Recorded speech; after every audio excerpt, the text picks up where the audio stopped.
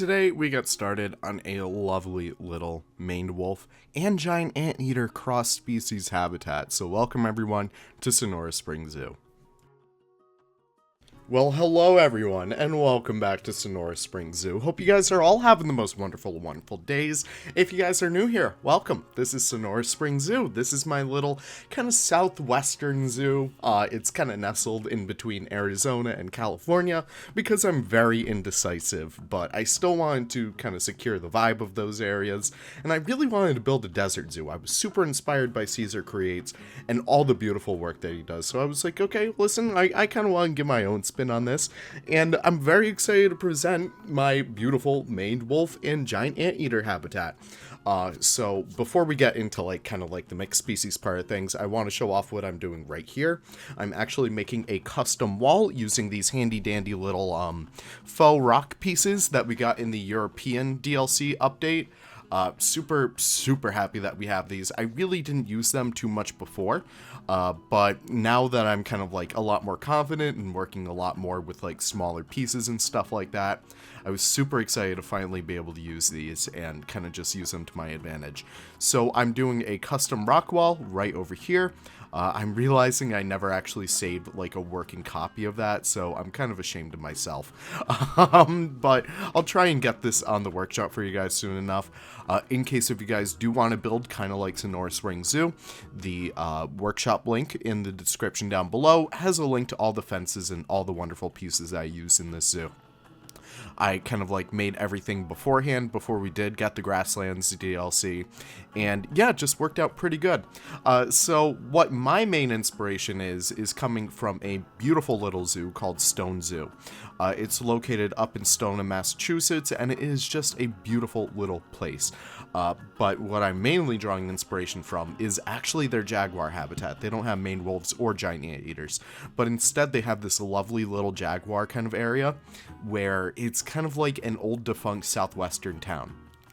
And I really wanted to try and bring those vibes in over here. Now, maned wolves and giant anteaters, they don't really reside in the Southwest, but I still wanted to maybe imply that this used to be for another animal, maybe imply that it was for peccaries or something along those lines, but they kind of repurposed it into a maned wolf and giant anteater habitat. You see this a lot in real zoos all around the world where they get exhibits for one animal, but they lose that animal, whether it's they're trading it off or the animal unfortunately passes away, and they kind of got to make do with what exhibit is already there.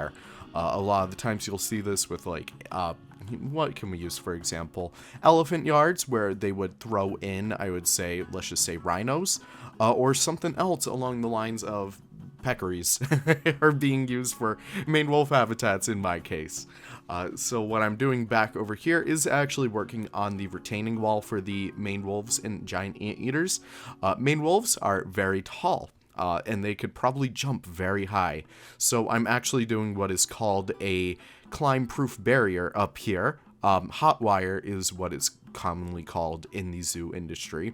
It's essentially just lightly electrified wire that would deter animals from really trying to escape, climb out, yada yada, yada yada. So we kind of have a little bit of that going on towards the back over there, and I try my best to integrate this in organically. I really didn't want chain mesh back there, even though that's typically what it really would be in real life. I instead wanted to get this beautiful retaining wall back there and really just hammer down this kind of defunct kind of cobblestone town kind of vibe. So we kind of work with that a little bit more towards the end once we actually do get into the fine details of it all. But what I'm doing over here is essentially just lining up these fences, especially this one right over here for the actual kind of moat area. And what I also do over here is just do another wall right there. You see that blue square back there? Those are going to be for our African penguins. So stay tuned for that speed build, which should be out relatively soon. You guys may have noticed that I've kind of switched my content creation schedule. I hate the term content creation, it's so gross, but I kind of switched that schedule up to be every other day. as I kind of like, enter like a new kind of stage of my life. I got a new job. I got some new hobbies that I'm doing. I really don't have enough time to really have the daily uploads anymore, or semi-daily uploads as I used to do, but I think I could pretty much handle every other day content creation. I think I kind of mastered my little trade when it comes to all of that, so I'm very happy, and I hope you guys are okay with that too. As you guys might have noticed over the past 2 weeks, I guess, I'm kind of lining this video out for like a while down the road, so I hope you guys are totally fine with that. And if you're not totally fine, let me know. Listen, I want to hear from you guys. I want to know what I could be doing to make this channel more enjoyable for you, because that's why I enjoy doing this stuff. I always love to see you all in the comments and just responding well to what's going on, what I'm building, all that jazz. And just generally everything. So moving on from there, what I am doing over here is what I call custom curbing, and I absolutely dread doing this half the time, but I actually didn't have too bad of a time with it this time around. Custom curbing is essentially just a way to help your zoos feel a little bit more alive and help them feel a little bit more different from other builds that other people might do. Custom curbs are super easy to make, and they're super easy to make your own. So you could see I kind of did just very simple plaster pieces with the European cable pieces at the end, just to give it a little bit more definition, and it looks super awesome to begin with. I don't know, I just really do like that. So I have one down below, and I have a little bit more of an elevated one where like guests could kind of sit if they need to take a break or something. So what I am doing throughout here as well is just getting started on Rockwork. When I do build habitats, I build it very systematically, because that's just how my mind works whenever it does come to making these. I usually follow a sound kind of like mind of logic when it comes to habitat design. Usually a lot of the times when you do work on habitats, you lay down the foundation first, whether it be for creating elevated areas, whether it be for putting in faux rock work, whether it be for laying down just like general gravel or stuff like that. You always want to put down rocks first, because that would be the stuff that would be there first, and then after that you start to plant. So you can see I'm starting with the lower to the ground pieces first, so that would be our buffalo grass, whether it be the lighter ones or the darker ones, or like rather the greener ones. Then I kind of work my way up in scale. So I kind of go towards a lot more drin grass. I work a lot more with the saltwort bushes, up until I start to get to stuff around the kind of like idea like, I don't know, like larger bushes and then trees and then stuff like that. And then from there, I start to get into a lot more detail work. So I'm trying to channel my like inner Caesar creates, because I am super, super inspired by what he's been doing recently. And big shout out to him for giving a shout out to me in his last video. That was super nice of him. But I really wanted to add a little bit more of that finer detail, so I work a lot more with these sticks and stones and branches. Words will never hurt me, my friends, but these sticks and stones, they absolutely did. I'm kidding. No, it was actually very relaxing to put these guys down. I never really do it in my builds to begin with, but I think I'm going to start doing it a lot more as time kind of progresses. You guys may notice I have some funky items inside of my construction tab that you might not have. That's because I do use modded pieces, not in the zoo. Please keep that in mind. This is not a modded zoo in the slightest. The only mods I do have installed for this zoo would be Freebuild and the remaster mods, which don't really affect your experience with this park to begin with. This park is going to go live on the workshop relatively soon. I think we should have that up there. I'm not really sure when it would go live, but it should be up there within the month. I would say before the next DLC, obviously. I really want to get these, like, DLC zoos, like these mini DLC zoos done as time goes on, and as I kind of, like, make my way throughout them before the next DLC comes out, of course. They're always my favorite projects. I know that, like, the bigger projects people tend to love a lot more. City Conservation Center was one, which, by the way, thank you guys so much for helping out with my little Twitter outcry. It seems like people are able to load into it, so I was able to actually contact someone to load in there and actually save in a much less cluttered part of the park, so I'm actually able to load in there for once. But that's pretty good over there. Just finally happy I was actually able to access that once again. And maybe I'll get back to it relatively soon. I have a panda habitat like halfway made with it. So hopefully we can see that coming back relatively soon. But I always say in all of my habitats, the exterior is just important as the interior of the habitat. And it's super awesome and super necessary to frame your builds. So what I tend to love to do is just decorate the natural area around the park. Not really around the park in this case, but rather around the viewing areas, just to help ground the build a little bit more. And you can see we're working on those like little riverbeds, and just really helping this area come to life a little bit more.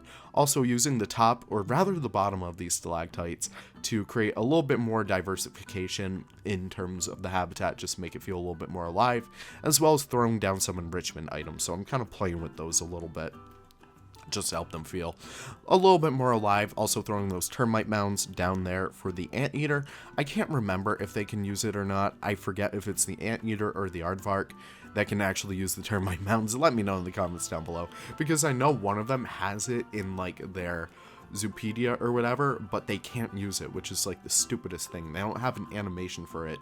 They can, it's in the files that they can actually use them, but they can't actually use them because they don't have a corresponding animation. It's the weirdest thing in the world. I really hope Frontier adds that before support ends.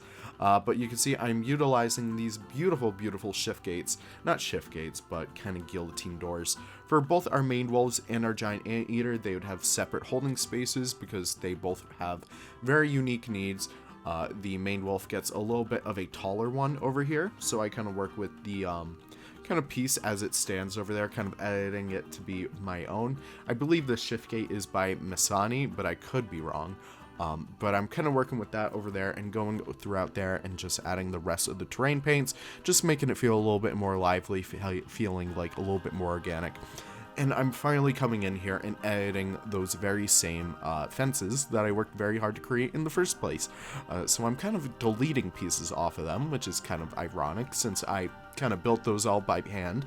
But deleting pieces is a really good way to help make the kind of fences feel a little bit more organic and help them feel like they've been there for a little bit longer, a little bit more dilapidated. Maybe it would be intentional by the zoo, maybe it wouldn't, maybe it would just be like natural occurring kind of dilapidation over time. But that's kind of what I was working with over there. Super happy with how well that came out. Also getting to work on some more custom curbing, just help center the build a little bit more and bring us back to that prairie dog habitat. That is not out yet. I think that isn't coming out for a while, or maybe it comes out in a couple of days from when I'm recording this, but I hope you guys enjoy that nonetheless. Really fun habitat I was able to build. I hope you guys kind of have fun watching that one, or had fun watching that one, or if you haven't yet, go watch that one. But just adding our final pieces of signage down here. Big shout out to Lion, very awesome content creator and just very awesome ZSU staff member, for creating those lovely little animal signs. Just really solid pieces to use throughout here. Big shout out, not really shout out, but call to action.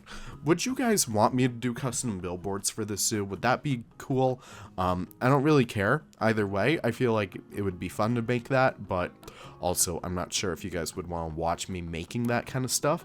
I don't know. Please let me know in the comments down below, because I'm always super interested to hear what you guys have to say about that.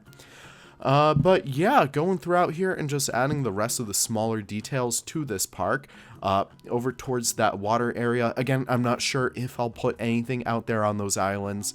I feel like I've been doing lemur islands way too much recently, but maybe it would be something fun to do over there. Again, I'm not really sure, but it might be an option for us. Let me know in the comments what you guys think we should do. Obviously, flamingos might be an option, but again, we are kind of building for flamingos in Zoo Sarasota right now, so I'm not sure how many flamingos you guys could really take. But that's kind of our options right there, just going throughout here and just getting the rest of these pieces.